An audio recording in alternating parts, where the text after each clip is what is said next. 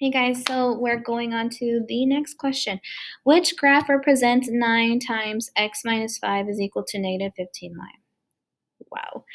Okay, the thing about this is that unfortunately, our TI Inspire calculators will not graph a function that is not in standard form. It must be where y is isolated. Y has to be isolated for you to graph on this calculator. Okay, so I need to do some adjustments. I need to move things around. If you're used to Desmos, I'm sorry, but not sorry. I've told you so many times that Desmos would hinder you because this is a matter of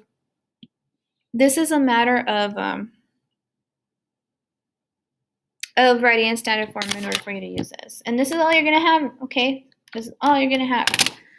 So what I wanna do is just rearrange everything. Okay, there's no if, ands, or buts about this.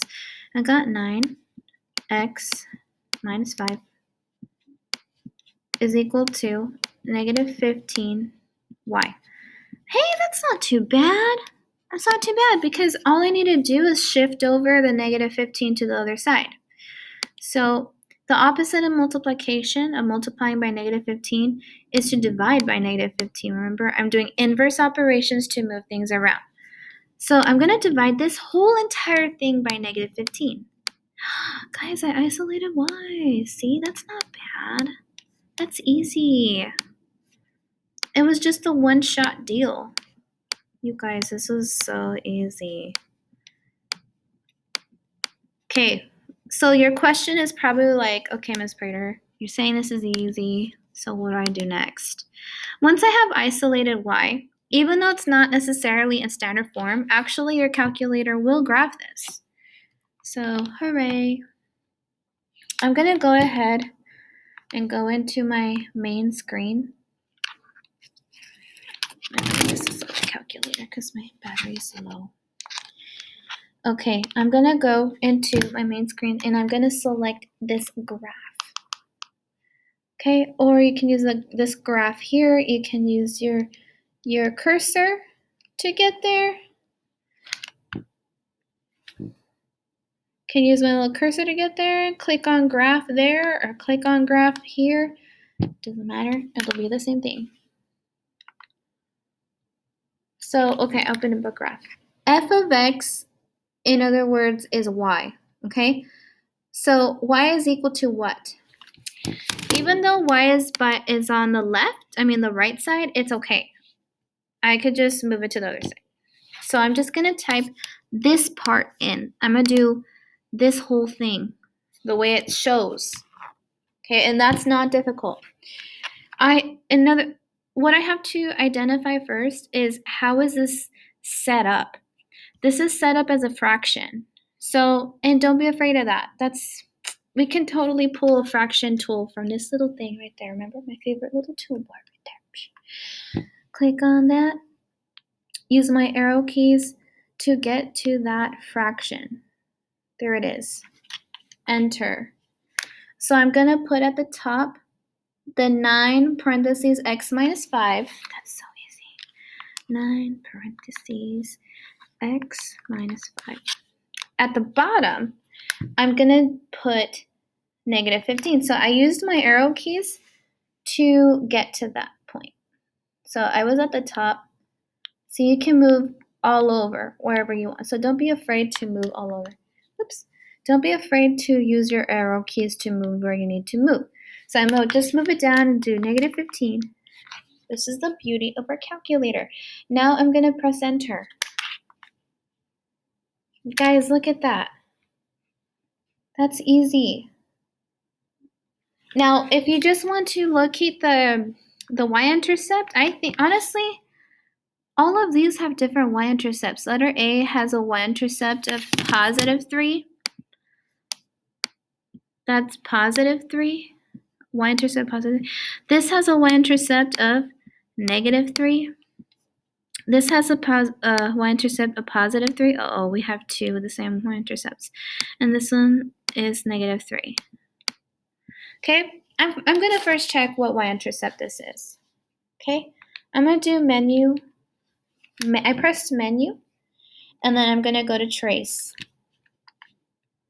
And then I'm going to do graph trace. And look, what happened?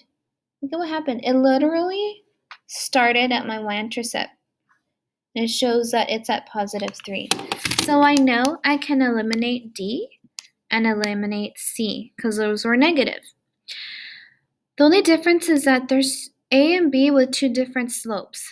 Now, when that happens, what I could do is look at my table of points, or I could just graph trace all along to see like what the pattern's gonna be, but that's gonna be kind of hard to do because if I graph trace it, I'm gonna have like all these decimals and stuff. So, I don't want that.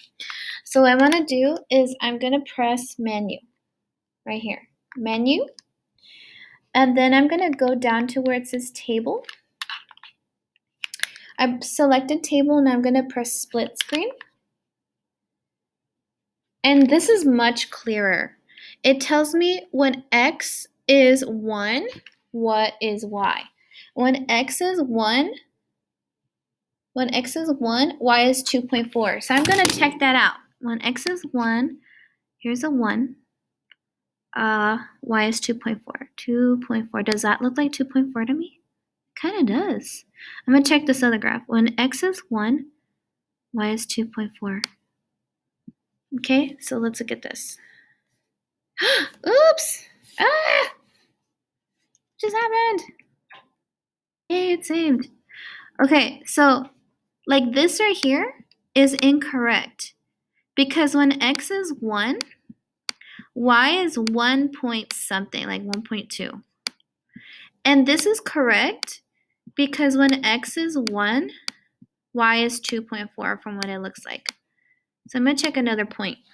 So I'm gonna go down my list. So going down my list,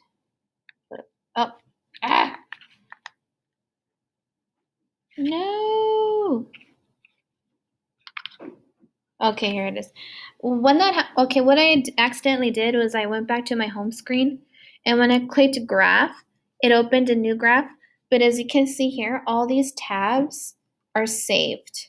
So I just went back to the tab that I was at, so I don't have to do it all over again. So, okay, here on my table, when X is 2, Y is 1.8. So I'm going to check that one. When X is 2, well, this one kind of looks like when X is 2, Y is 0. And this one looks like when X is 2. Yeah, this one looks good. When X is 2, it pretty much looks like 1.8.